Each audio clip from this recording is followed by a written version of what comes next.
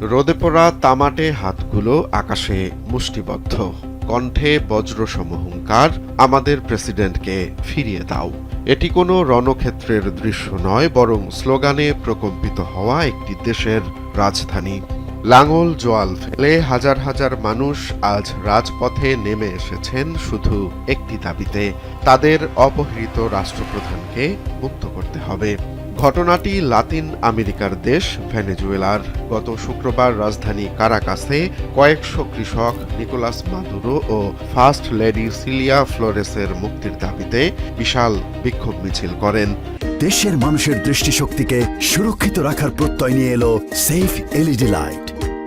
এর আগে ৩ জানুয়ারি মার্কিন বাহিনীর এক বিশেষ অভিযানে মাদুরো ও তার স্ত্রীকে আটক করা হয়। বর্তমানে তারা নিউ ইয়র্কের একটি আটক কেন্দ্রে বন্দী আছেন, যেখানে তাদের বিরুদ্ধে নার্কো টেরোরিজম বা মাদক সন্ত্রাসের অভিযোগ আনা হয়েছে। বিক্ষোভে অংশ নেয়া রেজিবেল জামারো ক্ষোভ প্রকাশ করে বলেন, আমরা হাঁটু গেড়ে বসে থাকব না। আমাদের প্রেসিডেন্টকে ফিরিয়ে না দেয়া পর্যন্ত লড়াই চলবেই। বিক্ষোভকারীরা এই ঘটনার জন্য মার্কিন প্রেসিডেন্ট ডোনাল্ড ট্রাম্পকে দায়ী করে তাকে খুনি হিসেবে আখ্যা দেন। তাদের দাবি, ভেনেজুয়েলার প্রাকৃতিক সম্পদ দখল করতেই এই নগ্ন হস্তক্ষেপ। কারাকাসে পাসিও দেলা রেসিস্টেন্সিয়া ইন্ডিজেনা থেকে শুরু হওয়া এই মিছিলটি উর্দানেতা অ্যাভিনিউতে গিয়ে শেষ হয়।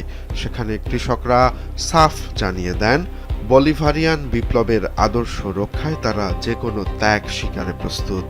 আর ভেনেজুয়েলার সার্বভৌমত্ব রক্ষায় এই লড়াই এখন সাধারণ মানুষের অস্তিত্বের লড়াইয়ে পরিণত হয়েছে।